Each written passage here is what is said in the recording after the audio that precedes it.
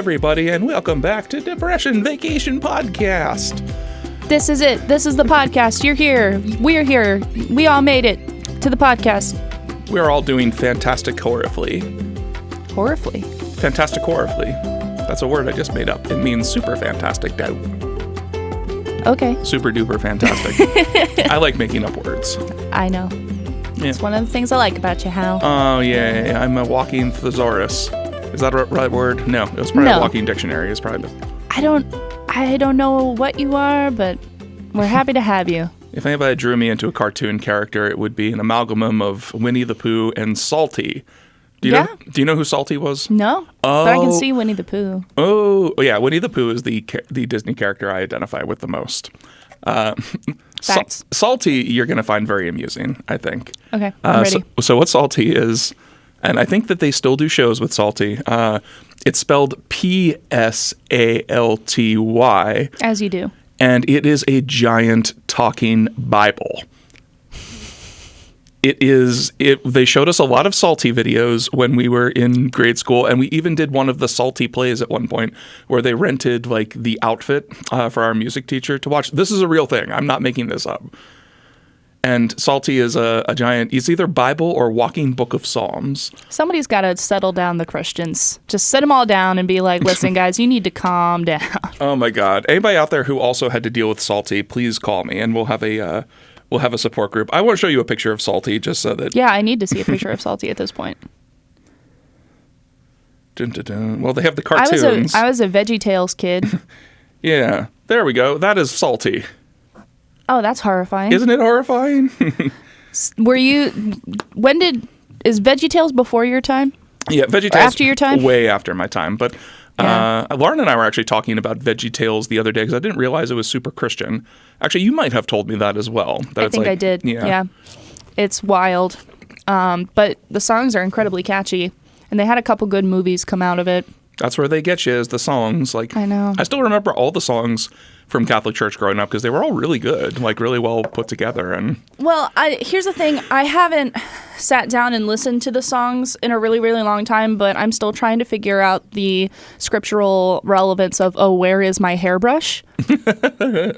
I think it might be based off of the parable where, like, the lady's trying to find something, her shoe. I don't know. There's a parable, lady's looking, it might be money she's looking for or something. I don't remember. I'm pretty well versed in Bible-ese, and I don't recall this story. It's in the Old Testament, which is why you wouldn't. No, it's not in the Old Testament. It's a parable, so it would have had to be in the New Testament. So yeah, I don't know why you don't know it either. The parable of the woman who lost her shoe or money, or something valuable to her. And then I think it was that day's version of "I can't find my keys, please God, I need to leave for work in 5 minutes." Oh man, that has happened to me so many times. In fact, my parents' dog has stolen my keys a couple of times when I've been house sitting for him, specifically to like make me not go to work. That's so cute. It is very cute. And the first time it ever happened was like a year ago when I was house sitting for them. And thankfully they left both of their cars, but I couldn't find my keys one morning when I was going to work. So I just took their van to work for a week until I was cleaning out Rex's bed and I found his keys under there.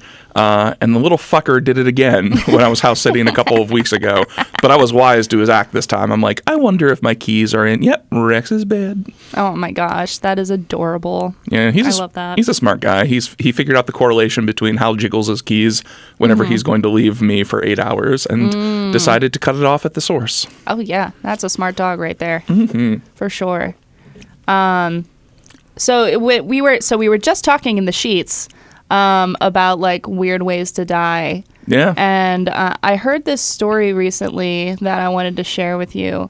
And it turns out that one of our clients died recently. Oh, okay. He was 108 years old. Damn, man. Yeah. And basically the way that I heard it was that the one day the guy, he woke up and he said to his son, "I'm going to die today."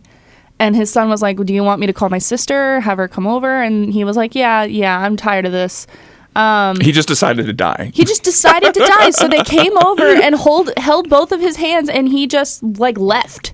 And I've decided that's how I want to go. Like, I want to get so close to death that I can just decide to die.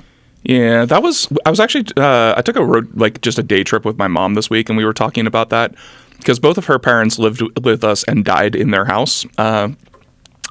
And our grandfather, he died only a few hours before his 99th birthday, like maybe 3 hours before. So we give him credit to 99. Yeah, I mean, why not? And we were like talking about like he died, I want to say 3 years after my grandma. And after she died, he was just kind of on autopilot. Like we did lots of things with him, but he already had like mild dementia and just was like sort of, he checked out. He enjoyed the rest of his time. We did things with him, took him on trips. And then he just, 1 week, he got sick again, like the week before his birthday. And I think he just decided he didn't care for it anymore. So he just decided to die because he was like, the day he died was really one of the only like way downhill days because I was his caretaker at the time too. Yeah. And then I was on a famous date that night too, which I think I've told you about yes, before. You've talked about it on the podcast before. Yeah. The date in which my grandfather died and my date, who was not a nice person, did not believe me. I mean, but like, we don't blame her entirely for that. I mean, she was not the greatest of people, so yeah. I don't know. I'd probably think at least like I'd have a suspicion. I wouldn't like straight out accuse you of it. But like I'd be like, oh, what if he's lying to get out of a date with me? We were having another discussion too because if he had lived to die on his birthday, that is a very weirdly exclusive club. Like very few people die on their birthdays. But I was looking up who it was because Shakespeare is like the most famous one that I remember. Although they're not 100% sure when he was born, it's just an estimation. But there are like Ingmar Bergman and Ingrid Bergman, who are not related to each other, but they both died on their birthdays. Franklin Delano Roosevelt Jr., the painter Raphael, and I think that was it basically because nobody dies on their birthday. Well, I feel like that's it for famous people. I'm sure there are plenty of normal people that die on their birthday. I don't know. Maybe. Yeah, but like over the course of like Raphael the painter and William Shakespeare like 15 to 1600. So like yeah, I don't know if I believe that about Raphael. Like how would we? I'm about to say something real stupid. I was gonna say like how would we know that? But then I guess like they had some sort of record keeping back then. Oh yeah, they had record keeping. It just wasn't that accurate. So yeah, so I don't know. Like that's another. Have you ever heard about the record keeping during the Reign of Terror in France too? Yeah. Like how they changed all of the names of the months for a couple of years and like adopted a different calendar, which I know from the Sandman comics. But nice. So like there's a couple year period of history for France where everything's all wonky and like somebody was born on 14 Thermidor, for instance. I love that for them. I really do. But yeah, I just like if I could just like have no fear of death and just kind of like flip a switch, I think that's the ideal way for me to go. Yeah. Anyway. It's an interesting concept, like the idea of having to, think about how you're going to die. Yeah. I mean, like, I just don't want it to hurt. That's like my only thing is like, I don't want it to hurt. Yeah. I don't think my grandfather probably didn't hurt that much when he went, This is a weird thing to think about all of a sudden. Hey, listen, dead air. We're dead air. I mean, we're mulling on the podcast. You can ponder your own mortality with us. That's fine. Yeah, ponder your mortality on the Depression Podcast. Yep, that's the one. I remember that was a big thing with The Sopranos too. Did you watch The Sopranos, young child? Mm-mm. Are you going to watch it, or should I spoil the ending for you? I don't know. I haven't decided. I guess you're going to have to just spoil it for me. Yeah, so and spoiler alert for anybody who wants to watch The Sopranos. It was one of the most polarizing endings in television history for good reasons. And what it is like, it's his whole family like coming in for a meal at their favorite diner, and then there's a suspicious man walking through. He walks to the bathroom, and then a door opens. Tony looks up, and it just cuts to black. And that's the end of the series completely. And what it is it's the general idea is that Tony was whacked by this guy and just died, because in previous episodes they were talking about like what is it going to be like when you die, and one of the more like pensive members of Tony's crew is like, I think it just goes straight to black. There's nothing after this. Just as soon as you take a bullet in the face or whatever, it goes to black, and that's the end of your life. And then that's what happened theoretically to Tony at the end of the series. We don't know because they cut to black, and HBO subscribers at the time all called in angrily thinking that the feed had cut out before they could see the ending. That's funny. I used to, when I worked at AMC Theaters, we used to, on Sundays, show a live stream of the ballet at the Metropolitan. Oh, yeah, like those Fathom events thing, right? Yeah. And so the thing about it was that it was streamed to a entirely separate device that I then had to like convert into an actual projector. It was like a whole thing. So we didn't control the feed like when it came in and came out. And one time it cut out just at the curtain call. And so they couldn't see the curtain call. And I had people coming up for requesting refunds because they couldn't see the curtain call. And I was like, listen, you sat through the entire ballet. It was like 3 hours. I'm not giving you a refund because you didn't get to see them bow. Go on YouTube. Yeah. So, I mean, they got really mad at me. And it was so funny because this old woman was like, well, you need to call someone. I was like, who do you suggest I call? And she was like... Ghostbusters? No, she was like, the Met. I was like, you want me, Shannon Fields, in Camp Hill, Pennsylvania, to call the Metropolitan Opera and tell them that they cut out the feed too early. Hello, Shannon. This is the Met Man. We got a report of you wanting to watch the curtain call. Mr. Metropolitan, I have something to tell you. Mr. Metropolitan Jr. Mr. Metropolitan is my father. You can call me Paul. Yeah, so, I mean, people are crazy sometimes. Yeah, I heard a lot of stories because, like, one of my better friends who I moved out to LA with was the manager, I think I've told you, of the Regal for a number of years. And we did a lot of fun things in that theater because he was, like, the person in charge for all intents and purposes. But they ran a ton of those Fathom events. And also, like, he said the biggest crowds that they got were for, like, occasionally they do like a 1 day only screening of like a hyper Christian movie or a weirdly like super Republican movie. Yeah. And he said that they would like pack the house for those kind of movies. Oh my God. Like I remember Dinesh D'Souza released some sort of weird documentary about Obama not being born in the United States. Man, 2010 was a much more simple time? Is it weird to say that was a simple time over that? But yeah, he said that like they packed the house, and strangely enough, everybody left garbage all over the place. Oh my gosh, yeah. Some of the weirdest things I've found in a movie theater. Number one, have I talked about this on the podcast? Weird things I've found in a movie theater? No, but I think we just found our topic besides death. Yeah, right. A almost full bottle of wine, which I took home. Because it was like somebody had like opened it, maybe took a sip out of it, and then left it in the theater. And it was like a full bottle of wine, and I was like, I'm taking the chance on that. I mean, I sneak alcohol into theaters pretty regularly when I go there. So it never occurred to me to do that.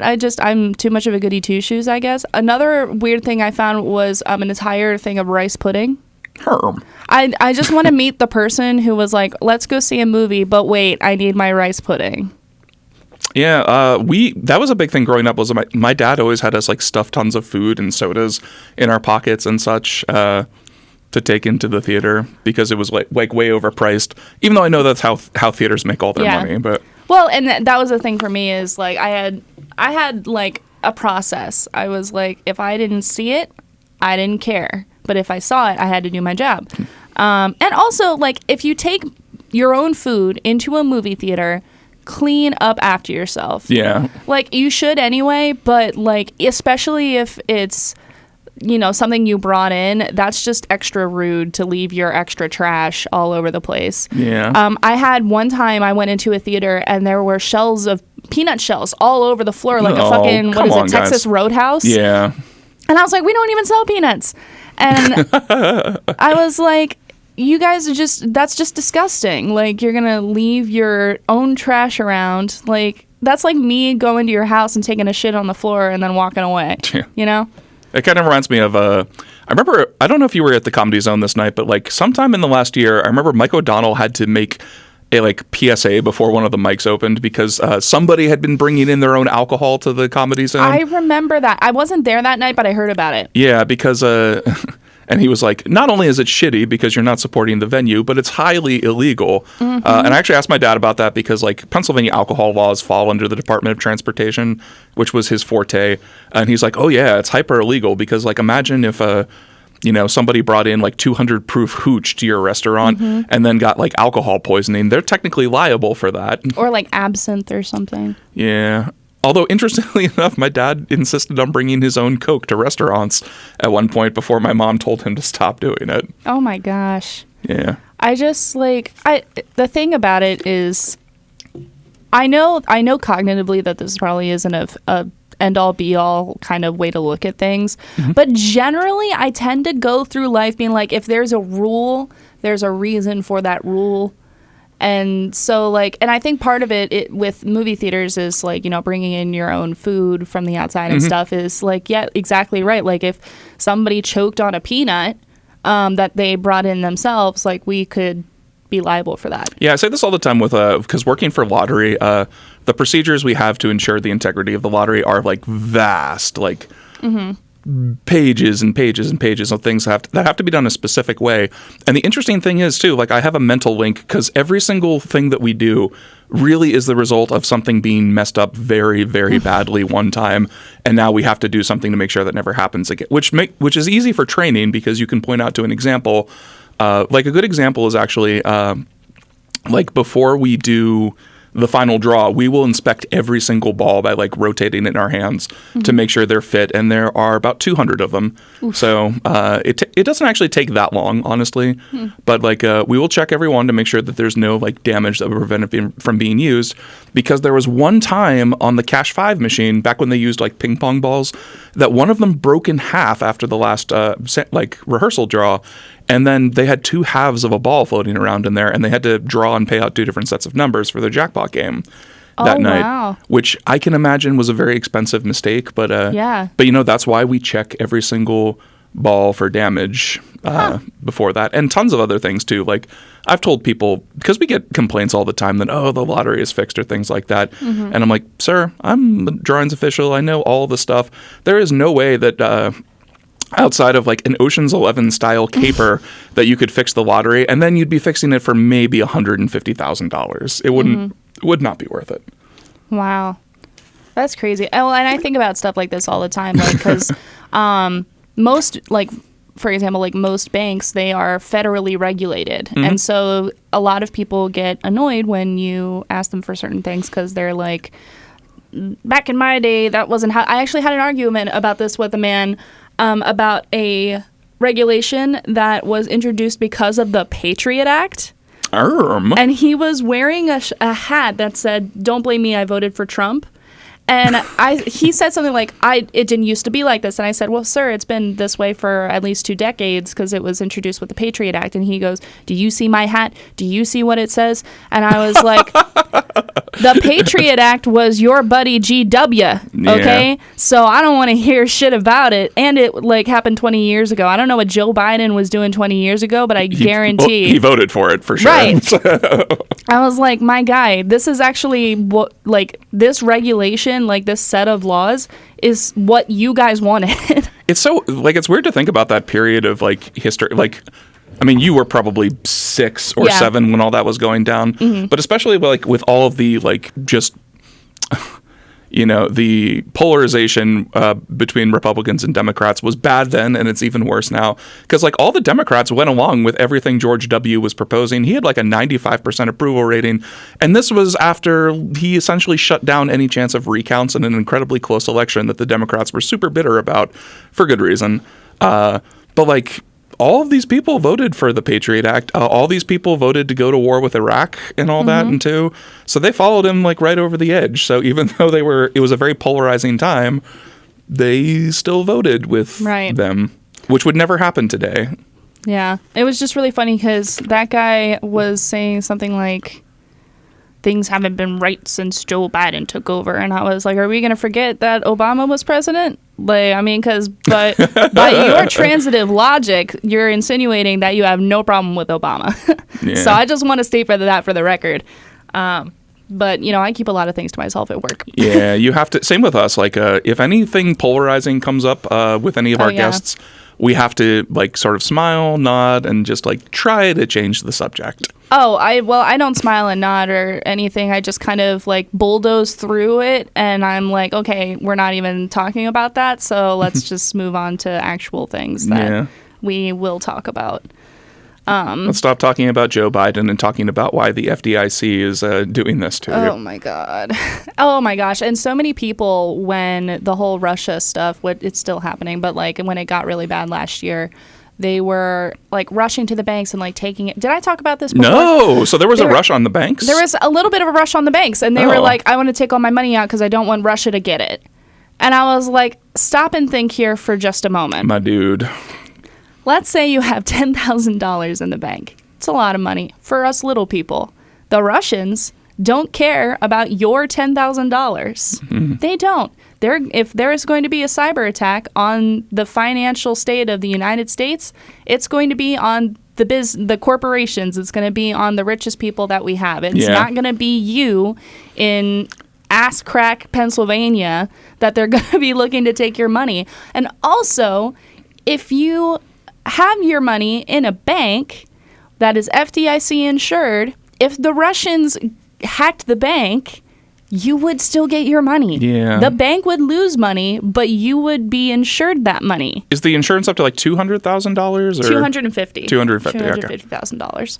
Okay. And I'm just like, no one's gonna like. So people were taking $50,000, $60,000, $70,000 out of their bank accounts. They would show up and say, I want $70,000. And I would say, we don't have that in the building. Yeah. Because I don't want to die. So I would tell them no, and they'd be like, what do you mean I can't get my own money? And I'm like, what do you think we do? Just keep it all in the basement? And they think it's like a casino where you're legally supposed to carry currency for every chip on your floor or something like that. So, I mean, the whole thing, and I said, like, okay, you're going to do what with it then? Take it, and then they'd be like, oh, well, I'm going to take it home and put it in my vault. And I'd be like, okay, well, are you going to notify your homeowner's insurance? Because if something happens to that money and it's in your house and you don't get it covered, you get nothing. Yeah. This sounds like you deal with some interesting people. Who are the more interesting patrons to deal with, the bank or the movie theater? Oh, God. That's a toss-up, to be honest. It's just, people... I mean, the hardest thing about the bank is that people do get really, like, emotional. And that's the sad thing about capitalism is that money is your life. Right. Like, you literally cannot function if your finances aren't working properly. So anything that goes wrong, of course, you're going to be upset. Mm-hmm. So I've dealt with some things that are like genuinely, I'm like, oh my gosh, if I were going through this, I'd be, just as upset as you are. But other times it's like you're doing things out of panic and you need to talk to a financial professional before you do anything crazy. Yeah. Because, I mean, and here's the other thing, like it's entirely within a bank's best interests to keep your money safe. Oh, yeah, because they can't lend it out or can't do other things with it if they don't have the money. So Exactly. So, I mean, it's just, I don't know, people just have this huge distrust about institutions. And, like, I get it. Like, I have a distrust for institutions. I mean, but 9 times out of 10, like, the bank does have your best interests at heart. I mean, they want to make money, too, but... You were probably, like, 11 when the housing disaster happened. Yeah. Something like that. Yeah, that was a crazy time to be alive too. Well, and that's the thing is like that whole crisis led to kind of a comeuppance for the banks, and so now many of them are held to a much higher moral standard than what they were in the past. Really, you're the only person I think who. Well, I mean, you're the only person I know who works in banking.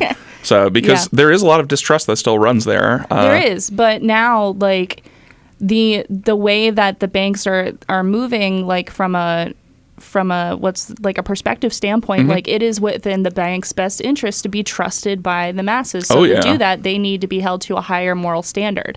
So, I mean, banks after the housing crisis dove a bunch of money into restructuring how they train their employees, how they structure sales incentives and things like that. Because if a bank has too strict of a sales incentive, like if you are forced to meet a certain number of sales per month, that could be seen as predatory, and that could be seen as, that leads to distrust from the banks, because you're going to go to the bank and the only thing that person's going to try to do is try to sell you a credit card, and they're not going to listen to what you have to say. So there's a huge shift in the financial landscape towards a consultative type of banking, where they are investing a lot of time and money into just sitting down with people and talking about like financial well-being, getting them the education that they need to get out of debt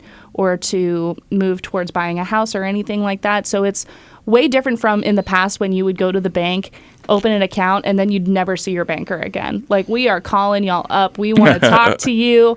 Make sure you're okay. Yeah, so it's honestly really interesting how that shift has occurred, but no one has noticed. Yeah, I remember when I was going through the mortgage process, which was quite a thing. You're going to have a lot of fun with that when you go through with that. I'd been pre-approved for my mortgage, so I thought that was like basically like they checked my credit and everything, and my pay stubs and everything was good. But there were like 100 other hoops I had to jump through that my mortgage broker like walked me through, and it was basically like taking a class and having to do homework every single night just to like get the mortgage. And my mortgage broker actually said to me a couple of times, like, yeah, if this, because he was a very thick accented French Canadian gentleman too. It's like, oh yeah, you know, if I can't do that accent, but if this was prior to 2008, we would have been done by now. But prior to 2008, people were taking mortgages out in their dogs' names. So yeah, no, it's definitely, there's been a huge comeuppance in the financial industry. And like banks are trying incredibly hard to distance themselves for that. Yeah, I can imagine. Yeah, so they've just sunk so much money into that, not only just the restructuring their processes, but also in like their image in the community, and like they put a lot of money into like community programs and things like that. And now, I mean, there's even there's federal regulations about, you know, where like who. What's the word I'm looking for? Just like making sure that we offer the same products to everyone and that we're not screwing people over. Yeah. Because I mean, and this part isn't really federal, but it's like, and it's practical too, because if I have somebody come in and I open up a loan or a credit card or something that they don't need, which is actually part of some regulations, is like there has to be a purpose for the lending. Like if there's no like distinct purpose, like you can get in trouble for that. Yeah. But the big thing is like, it's entirely in my best interest to do the right thing for the customer, because even if I do open something that I'm not supposed to, they're just going to close it and then I don't get anything. Yeah. So it doesn't make any sense. Yeah, that happened on, like in the last season of Peep Show. One of the main guys becomes just a loan officer at like a mall bank, and actually gives out like a £5,000 loan to his best friend, specifically to pay him back rent that he owes him. And then the best friend says that he was predatory lended, and they have to like check the thing, and he gets fired from that job. Oh yeah. For that. Oh yeah, definitely. Don't do that. Yeah. Yeah, everything on the show was like, the joke was like, these are things you shouldn't do because these are bad people.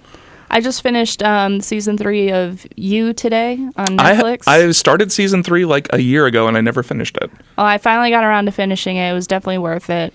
But like Ryan was watching the last 2 episodes with me, and he hasn't seen it at all. So I'm like sitting there and I'm like kind of like explaining it, and he's like, "Wait, so they're both bad people?" And I was like, "Yes, everyone in this show is a bad person, Ryan. You're just gonna have to catch up." Yeah, that was a big shocker for, like, spoiler alert for season 2 of You, that Love was also like a sociopath. Yeah, so. That was so, and it's so funny, like the hypocrisy in season 3. I'd highly recommend finishing it. I will definitely finish it, especially since season 4 just came out. Yeah, so yeah. Don't spoil it for me. I assume Love gets killed at some point. I'm not spoiling anything for you. This is just Hal's prognostication based on the fact that I don't see her in any promotional materials for season 4. But You is I highly enjoyed the first 2 seasons of that show. Yeah, it's pretty good. Ryan has been working on Seussical the Musical, playing trombone in the pit. And so I've been left to my own devices, and Ryan doesn't really like horror movies, so I've been getting caught up on some horror movies that I haven't seen yet. So Nice. I finally watched Smile. Oh, that's been on my list for a while because I've seen... I liked it a lot. What's her name? Sosie Bacon, is that what her name is? It's Kevin Bacon's daughter. Oh, is she in the movie? Or? She's the lead. Very nice. Yeah. She does such a great job, like a really great a performance in that. And there's an actor in there that I like recognize, but I couldn't place him, and so I had to Google him. And IMDb that shit. I did, and it turns out that he was in the classic Jennifer's Body. And is it Adam Brody? No, it's I don't remember what his name is, but it was the guy who played like the emo kid, one of the victims of Jennifer. Like she lures him into an abandoned house and kills him in the attic. That is so. Jennifer's Body looked like the dumbest shit movie possible when that came out, and I watched it like 3 years later, and I was like, no, this is like a weird satirical, like weird, like especially in what was it, 2008 or 2009 when it came out, like that, like a weird social satirical horror movie. I loved it, and it was like Promising Young Woman, but more violence and more demons. And so. Yeah. So I thought that was interesting. I was like, man, I haven't seen that guy in anything since Jennifer's Body, and it was just such an obscure character that I was thinking of. It was like, because initially I thought he was the guy from what's it called, Gotham, who played the Penguin in that in the CW show. Oh, he was on You as well in season 2. What? Yeah, he was the guy that, so he was the person who Joe assumed his identity in season 2, that he kept locked in the basement. I forgot about that. He's like best friends with somebody, which is how he got a lot of roles to start off with. I think maybe Justin Long or something like that. Because he was also in Accepted. I didn't see that. Yeah. And then I also watched Rosemary's Baby for the first time. Oh, that's an excellent movie. I liked it a lot. Yeah, I think it's still. I haven't seen it in like 10 years, but Rosemary's Baby still holds up for me. It does, yeah. Roman Polanski is about as problematic of a human being as you can get to, but it's interesting. Like I was actually I was reading an article the AV Club put out earlier this week about the great directors' worst films. Like they had Hook for Steven Spielberg, which strong disagree. Oh, love Hook, but it's a. But for Roman Polanski, they had The Ninth Gate, which is actually it's my favorite Polanski movie.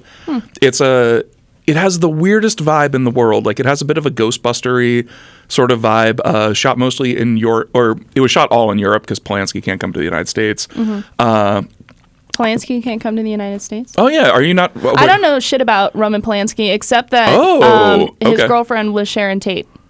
Yes, his girlfriend. Oh, okay. So that's all I know about Roman Polanski. Okay, so rewind. You gonna learn today, guys. Yeah. So Roman Polanski, after Sharon Tate was murdered, he like drugged and raped a like 14-year-old girl. Oh shit. Maybe even younger. She was very young, and he drugged and raped her. And he was prosecuted for it, and he was accepting a plea deal that was going to keep him out of prison. And at the last second, after he had accepted the plea deal, the judge decided, no shit, you're going to prison. This is shitty. And so rather than face the music in this particular case, because he couldn't recant that he had already accepted the plea deal, he fled to Switzerland, and he's lived there ever since. Holy shit. Yeah, Roman Polanski. They did a documentary a couple of years ago because when he was in France for the Cannes Film Festival for The Ghostwriter, they actually did arrest him, and they were debating extraditing him to the United States. And it became a whole like high-profile diplomatic disaster. But the long and short of it is he's still in Switzerland, still palling around, still free.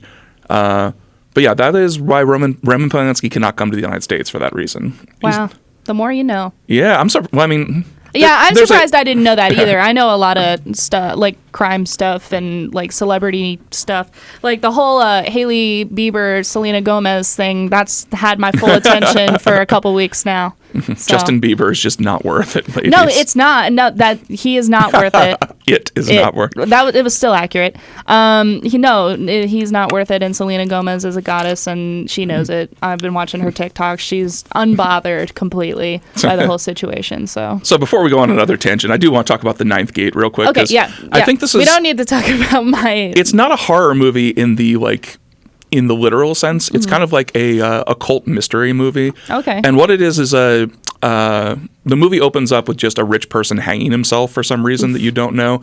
And what it is, it turns out this person was in possession of an incredibly rare book rumored to have been written by the devil, The Nine Gates of the Kingdom of Shadows. And it ends up in the collection of Frank Langella, who is a occultist and big book collector, and he hires Johnny Depp, who is essentially like sort of a book hustler and book detective, to sort of track down the other two copies and find out if there are any differences or inconsistencies, because he's been told that only one is the real authentic version that was written by the devil.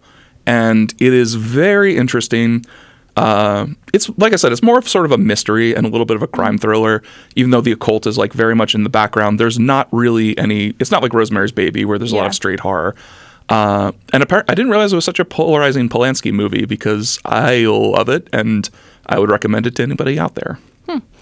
I also watched, so I watched Suspiria from 1977. Oh, the good one. The Dario Argento one. Yeah. So here's the thing about that movie. Talk Suspiria to me. I really wanted to watch it because it had a 94% on Rotten Tomatoes, and everybody said it was a masterpiece. And I watched it, and it didn't thrill me. Okay, that's fair.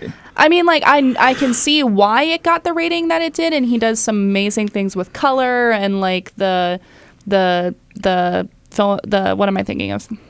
The camera work and all that stuff. I mean, I could get behind it in terms of like, yeah, it's a pretty movie, but like, I just was underwhelmed overall. So that's an interesting thing with like, because we were talking about Rosemary's Baby holding up. Yeah. Not every movie from like those older eras really holds up quite as well. Yeah. And it's the same thing with books. Like I call it Ernest Hemingway syndrome, because I've never enjoyed Ernest Hemingway books at all. And like for his time, he was very, very good. But like as other things have sort of popped up, and also like I'm gonna catch shit for this, but I kind of feel the same way about Tolkien too. Like a lot of his stuff, he sort of popularized basically every modern fantasy trope. But I find his writing to be very long and boorish sometimes. Well, that's why like when I went to go read Tolkien, I couldn't like read it. I had to listen to it on audiobook because it was like I couldn't keep my eyes on the page for some reason. Yeah. Now another thing about that too is like Suspiria, it was I think the first couple of scenes put me off to begin with, because the first victim runs out of the school and runs to her friend's apartment or whatever, and then I was excited because at first I was like, oh, like this is a really interesting scene where like she sees him outside the window, he breaks through, and like that was a really cool death scene. But then at some other point, like when she gets stabbed, I was like, that is the most effortless stab I have ever, like, cut her like butter. It was crazy. I was like, there's no way. I was like, knife goes in, knife comes out. Knife goes in, knife comes out. Yeah, exactly. I was like, okay. And so that kind of put me off for the rest of the film, because I was like, you need a lot more force than that to stab a person that many times. There's been so much more realism in movies, and like specifically horror movies in general since then, because like horror movies did not usually like follow, or movies in general don't follow the same logic. Like for instance, jumping through a plate glass window would horribly injure you in real life, but people do it in action movies all the time with no cuts on their faces. But I remember too that I read that the MPAA would not, like, the reason blood looks different on screen now as opposed to like back then is it looked so bad in Suspiria. Yeah, well, they had to, because the MPAA wouldn't allow them to have like actual blood-colored blood. It had to be like completely red, so that it was different for whatever reason. Yeah, so I wasn't impressed. But like there are other movies like Rosemary's Baby that I was like, oh my gosh, this is a really great film, or something. I always stand by The House on Haunted Hill. The original one? Yeah. I've never seen the original one. I've seen the remake many times. I recommend it. I recommend it. It's one of my favorite horror movies, top 10. Yeah, I dated somebody like years ago that was one of her favorite horror movies, and we had the same conversation. I do love horror movies. I don't watch as many of them anymore.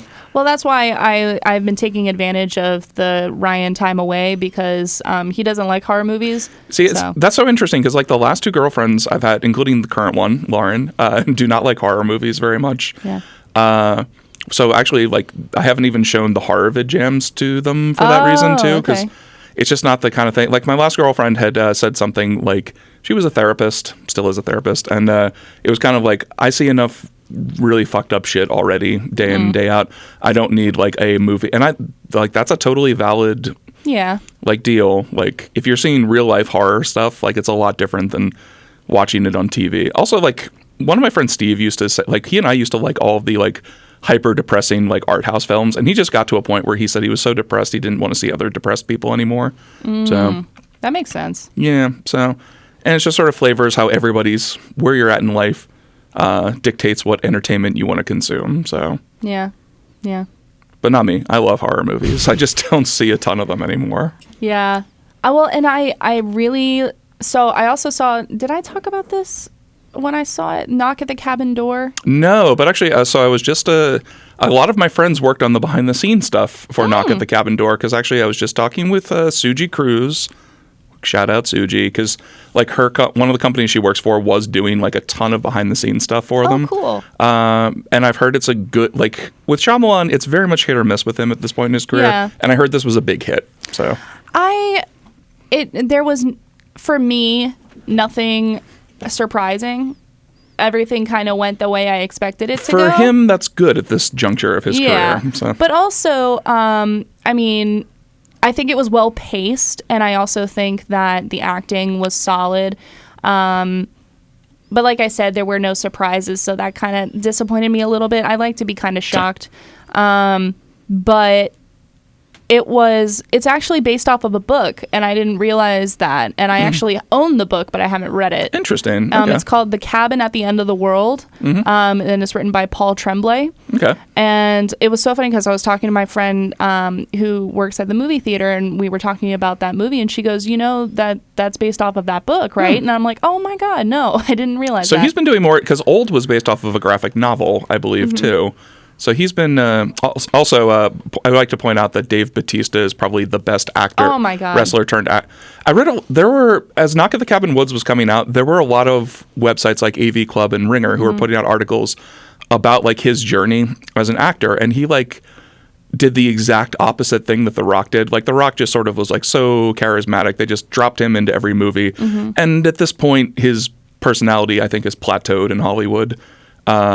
But with Batista, he said like when he was transitioning out of wrestling, he like took a lot of acting classes. He did plays. He just sort of like wanted to learn more of the ins and outs of acting. And then, I mean, they cast him as like buff Drax the Destroyer in his first couple of movies and everything.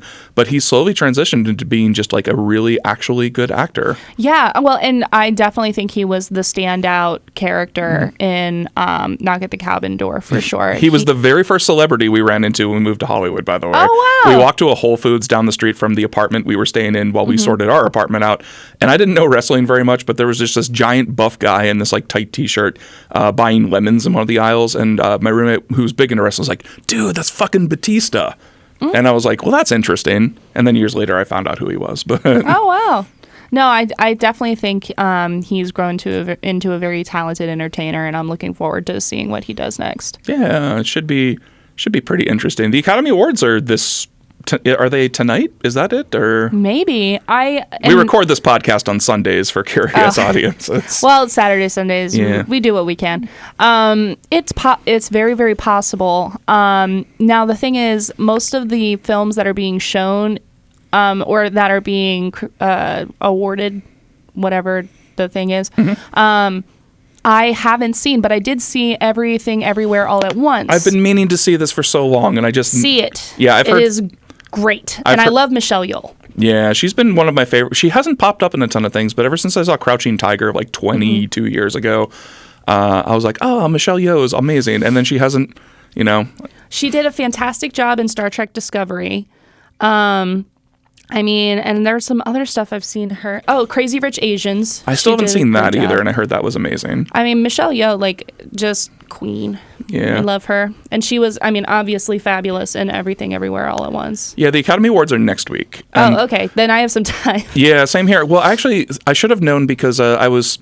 the Independent Spirit Awards were yesterday, and that's an event that I used to work when I was in Hollywood. Was I got to do the Independent Spirit Awards. That was one of the shows they did not pay us for. It was more like you do it for free to just mingle with celebrities, which was very cool. Yeah.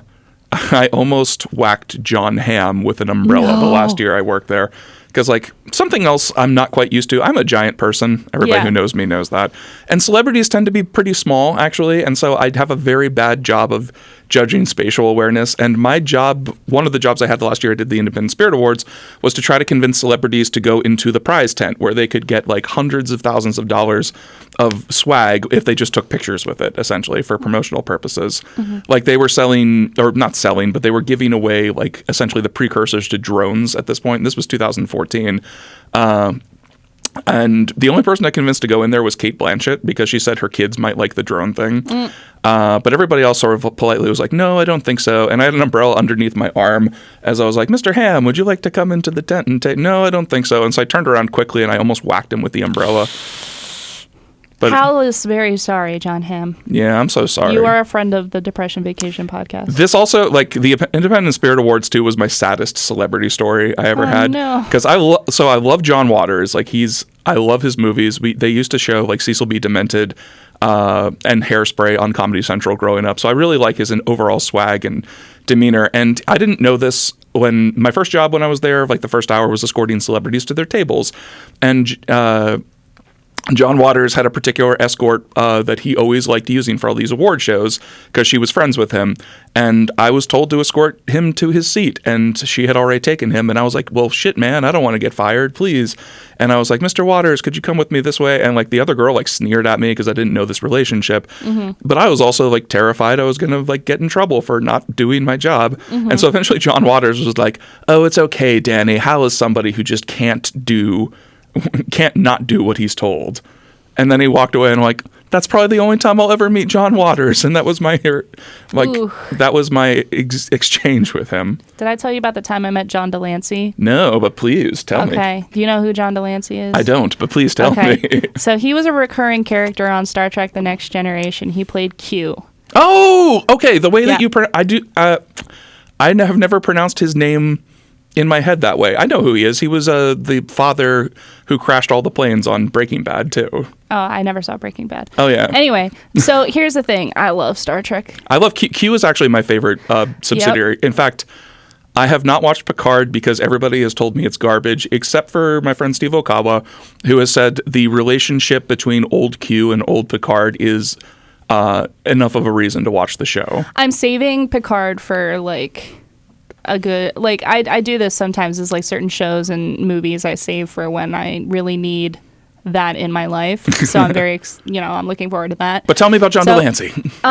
So this is 2012, no, had to have been 2016, I want to say. So this was at the Second American Atheists, what was it called? It was like their big event in D.C. The, oh, God.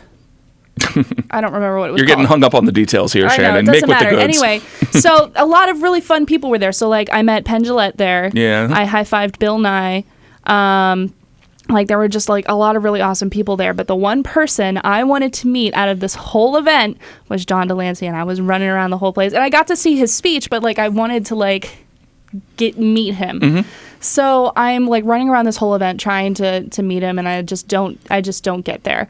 So later that night, it's around midnight, I'm at an after party at a hotel in DC, and I ran into a friend of mine, and she was like, hey, how did you like the event? And I was like, oh yeah, it was good. I didn't get a chance to meet John Delancey, and that's really what I wanted to do. And she was like, oh my God, I just walked past him. He was headed toward the elevator or the escalator. And I was like, oh, shit. So I booked it. I didn't say thank you or nothing. I booked it to the other end of the hotel, ended up a stair or two behind him on the escalator. And I'm like, oh, my God, this is my moment. So I like get off the escalator and I was like, excuse me, Mr. Delancey. And I was like, I know you're trying to leave, but I've been trying to meet you all day. And I'm a huge fan. Would you mind getting a picture with me? And he was not very happy to see me. Trekkie people who really like the Trek actors tend to just be like a bit intense. So I could see like he might have just had too much that day. I was trying to be as nice as possible, but he was very gracious. I will say that he was very gracious. Mm-hmm. took a picture with me, and it's really funny because it's one of my favorite pictures because on my face you can see just the unbridled joy, and on his face you can see the absolute hatred that he has for me. Well, I'm gonna look. Is this on your Facebook? Because I'm gonna look up this picture. Way back when. I'll show it to you then. Yeah. But maybe I'll put it in the Instagram post. But I told my dad about it later, and he was like, you know what? I had drinks with John at the bar. Like, we had drinks and we talked about Star Trek before this happened. Like, at that after party, like, he got to have his moment with John Delancey and, like, just have a great time. And I was like, you know what, Dad? Between the two of us, like, I'm glad that you got to have that experience. But, man, I think about that all the time. Yeah, when the first 6 months I was in Los Angeles, I had a different group of people I ran with because I just went to these meetups and met people. Mm-hmm. And one of the people I met up with who I was friends as in acquaintances who keep in touch here and there before he fell by the wayside, was Sirach Lofton, who played Sisko's son on Deep Space Nine. And I've not watched Deep Space Nine, but I hear it's fantastic. Yeah, same. And he said that basically, he was a pretty happy person. He doesn't do acting anymore, he said. But he said basically he can make almost an entire living a year just by going to the big conventions and talking with people. And he said the Trek fans tend to be the most intense of them. Yeah. So, a lot of people will try to whack technobabble with him, and he's just like, I played... a character, yeah. I played Jake Sisko. Leave me alone. Yeah. No, I get it. I mean, I've met some interesting people. My dad's met way more interesting people than I have. He met Hugh Laurie. Ooh, that would have been a cool one. Yeah, so it's really funny because he has a picture with Hugh Laurie, but his ex-girlfriend is in the picture. and it's even worse because, Hugh's on one side and my dad's on the other side, and she's in the middle, so you can't even cut her out of the picture. So I feel bad for him. Just Photoshop background into it, I guess. I guess. I don't know. I feel bad for him. That's a very much Joseph Stalin.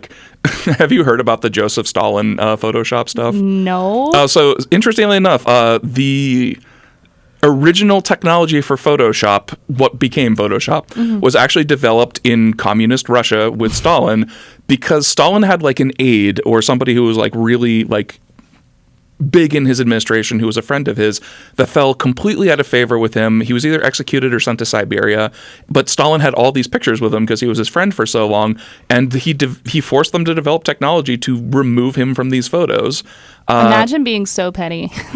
Oh, Stalin was super petty. I believe it. He was one of the other Stalin things too that always terrifies me is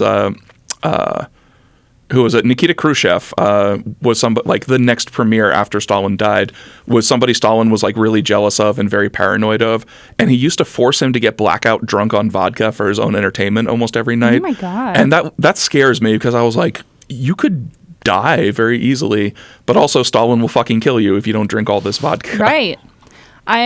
So my most prized possession is a book that my dad gave me when I was a kid and he had been living out in Los Angeles and he met Terry Pratchett. Oh, that's a great person to meet. And he got a hardcover copy of The We Free Men signed by Terry Pratchett to me. And it's that's my most prized possession. It's very well loved, so it's not as in pristine condition as I'd like it to be, but I've also had it since I was 9, 10 years old. Yeah. So, I mean, but now that he's gone, that's just priceless to me to have that. My dad also has, and have you been to my dad's house? I have never been to your house, your dad's house, or anyone else's house. That's not true. I've been to people's houses. Oh, yeah. Hal just lives in his own house and never goes outside. No, so my dad has a Star Trek The Next Generation chessboard that he bought from Brent Spiner at his garage sale. I just love the fact that Dada was having a garage sale. He was having a garage sale and he signed it for my dad and everything. So my dad has a lot of really cool stories about meeting celebrities when he was in LA. Yeah, I could talk about The Next Generation for an entire podcast because I haven't seen every episode, but I've seen so many, enough of them that I know what the basic story is and all the movies. And I did try to go through the whole series when the pandemic started, but then just did not make it through everything. When were you in LA? I was in LA I moved out there in June 2011 and moved back July 25th, 2014. I was just curious because I was like, oh my gosh, what if you and my dad were in LA at the same time? Wouldn't that have been? I didn't even know Brian went to LA at one point. Yeah, he lived there for 6 years. He moved out there when I was 6 and moved back when I was 12. So actually, you guys flip-flopped. Yeah. So when did what was he doing out there? Trying to make it in the movies or? No, he was out there for web development and programming. Interesting. Yeah, worked in technology for a really long time. Met his wife out there, his second wife out there. Mm-hmm. And yeah, he lived out there for 6 years. And I had the opportunity to live out there with him, but I was too much attached to my mother. And you were living in the castle at the time. I was. I'm so mad. Yeah. I could have been such an awesome California girl. Do you know what neighborhood in LA he lived in, out of curiosity? What's it called? Eagle Rock at one point? I don't know where that is, but and I'm going to look it up remember after. where else it was, but yeah, Eagle Rock was one area that he lived in for sure, because I went to live out there for like a summer when I was a kid, and there was a daycare that I went to, and that's where the name came from, was I remembered the daycare. Yeah, so LA was an interesting place to live. Like, I'm glad I went there, and I don't know if this is, excuse me, I don't know if this is how your dad feels, but it was not my town. Like, the speed of life out there is very fast, except if you're driving, and then it's very slow. And it just was not like... I never thought to ask him. I should. I think he really likes being back here. Like, he lives in Mechanicsburg now, and so like he has access to everything he could ever need. I don't know if he longs for the call of the big city anymore. Yeah, but maybe. There were weirdly enough, I hate winter, but missing winter for those 3 years I was out there made me not appreciate the nicer months of the year. So, but it was and it's always interesting too, because like anytime your favorite band goes on tour, they definitely hit up LA at one point. Yeah, I'm really upset because my favorite band is going on tour and they're not stepping foot in Pennsylvania. And we talked about this because is it Fall Out Boy? It is Fall Out Boy. And listen, guys, if you're listening, Fall Out Boy, I'm not angry. I'm just disappointed. That's parent speak for I'm furious. I can just see Pete Wentz listening to this podcast. Shannon's disappointed me. I fucking hope so. Yeah. Anyway, now I'm upset again. Oh, no. We got Shannon Shannon fired up. Tell us how you really feel about Fall Out Boy not stepping foot in the Keystone State. Well, I love them, but I wish they loved me more. Yeah. I get that. That's all. Where are we at? Where are we at? Yeah, we got like 5 to 7 minutes left somewhere. Cool. But what else we got going on? Yeah, we could loop back around about death. How do you want to die? God damn it. I know, I told you I want to flip a switch. Like, when I'm ready to go, I just want to, like, turn it off. Yeah. I don't want it to hurt. I don't want to be in an... Well, it's either that or I want to be, like, murdered. You don't want to have your head fucking punted off by Batman. No. Here's the thing, like, on one hand, I don't... On the one hand, like, if I get to flip a switch, it's, like, painless and I'm good. I'm gone. But I want to make as lasting as an impact as possible, and I don't know any better way to do that than to be murdered, and then I'll be the fodder for true crime documentaries for the rest of my life. It'll be beautiful. An American Tragedy, the killing of Shannon Fields. I know. And then everyone will know my name. Yeah. Or my killer's name. Either way. They'll get Anne Hathaway to play you in the movie. Do you think Anne Hathaway would play me? It's a juicy, meaty role, so imagine being mysteriously murdered in Duncannon, Pennsylvania. Home of strip clubs. And I kind of want Florence Pugh to play me in a movie. Ooh, Florence Pugh would be a good one. Yeah. I think she and I are I think she would capture my essence pretty well. Yeah, I think so, too. Who would play you in a movie? I don't know, actually. Dave Bautista. Dave Bautista. People used to tell me I looked like Will Ferrell. I don't see it at all. No, I don't see it. A very young Billy Connolly, maybe. Oh, it's because the hair is going wild at this point. Yeah. The celebrity doppelganger that's the biggest one for me is former NFL quarterback Phillip Rivers. I don't know who that is. Yeah, I've been told I look like shockingly like Phillip Rivers. So. Do you think Florence Pugh and Bill Hader would have good on-screen chemistry? Because I guess it's who we're getting to play Ryan. Yeah, I could see Bill Hader as playing Ryan. Everyone says he looks like Bill Hader. I think he looks more like Charlie Cox. So I think Charlie Cox and Florence Pugh would have good on-screen chemistry. We also decided he also looks a little bit like Penn Badgley. A little, maybe, yeah. I still am sticking. Young Peter Gallagher is definitely the biggest celebrity doppelganger for Ryan, but he's a bit old now these days. Yeah. I just rewatched Palm Springs a couple of nights ago, and I was like, oh, Peter Gallagher is so old. Everybody's fucking old at this point. Yeah, it's weird that people keep getting older. Yeah, Bill Hader is apparently also the master of secretly dating celebrities too. Yeah, they've talked about, because he was apparently dating Ali Wong for like 2 years after her divorce, and they never told anybody until they broke up. And I'm like, well, that's kind of weird, but kind of nice, I guess. Like, yeah, I like Ali Wong. Me too. I wish I haven't seen her in any other movies besides Always Be My Maybe. I haven't seen her in any movies. I've only seen her stand up. We talked about this with Wallace last time, but Always Be My Maybe was a very fun, sweet, sentimental, like, romantic comedy. Like, it was nice. I don't want to say the stakes were low, because the stakes weren't necessarily low in it, but it was just like, it delivered a full, like, human experience without having to actually, like, watch a Charlie Kaufman-esque type of movie. So I would recommend that one a lot too. Her and Randall Park also had pretty good on-screen chemistry. Yeah. Which is underrated with those things. Whenever I think of Randall Park, I think of that one episode of The Office. That's all I That was just on TV the other night when I was at work too. That's funny. Randall Park. So anyway, do you have anything you want to plug in the upcoming weeks? No, I don't have anything to plug right now. That's cool. How did the show go at the vegan restaurant? The show went great. They gave me... I didn't like the food. So I'm sorry, but I didn't like the food. I also didn't like anything else about it. But no, everyone who was part of that show did great.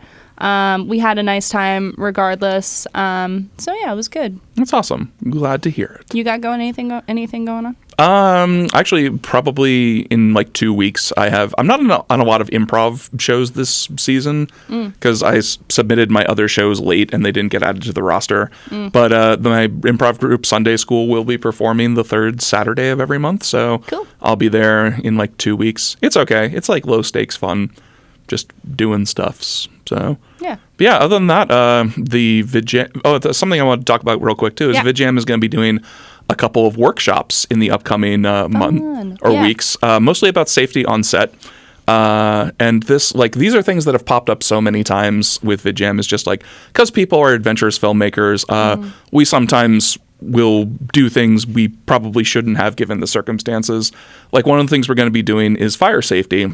And I actually just brought this up at the meeting because nobody else at the meeting had been to the Lancaster VidJam that Shannon hosted. But the top-winning film, which was fantastic, by Lily Compton, at one point had her main actress sitting on a couch, which was actually literally on fire. And I remember I was looking at Sam Miller while that was going on. I'm like, well, this is beautiful, but I'm terrified of what would have happened if her hair had caught fire or something. Yeah. So yeah, we're going to be doing like fire safety, a little bit of stunt safety, I think.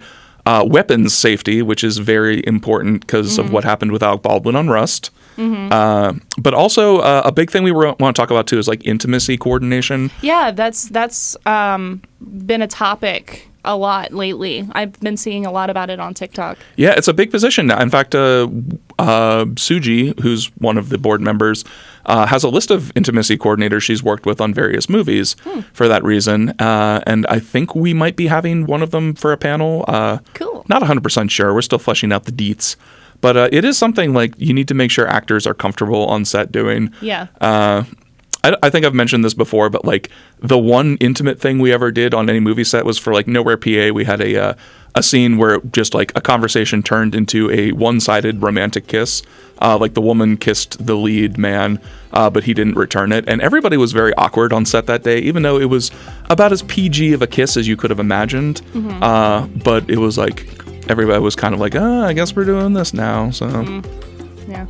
But yeah, so if you ever wanted to figure out how to film a sex scene in a respectful way, I don't know if that was a good sell or not, but yeah, come out to VidJam's safety seminars, which are going to be in a couple of weeks. So. Yeah, and we'll post about it on the Instagram and stuff, so y'all can see the deets. Yeah, see the deets.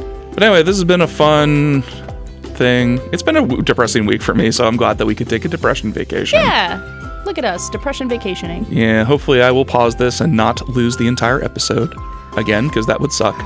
Oh, why did I even will that into existence? Don't do that to me. But in any case, I've been Hal. I've been Shannon. And thank you all so much, and we'll see you next week.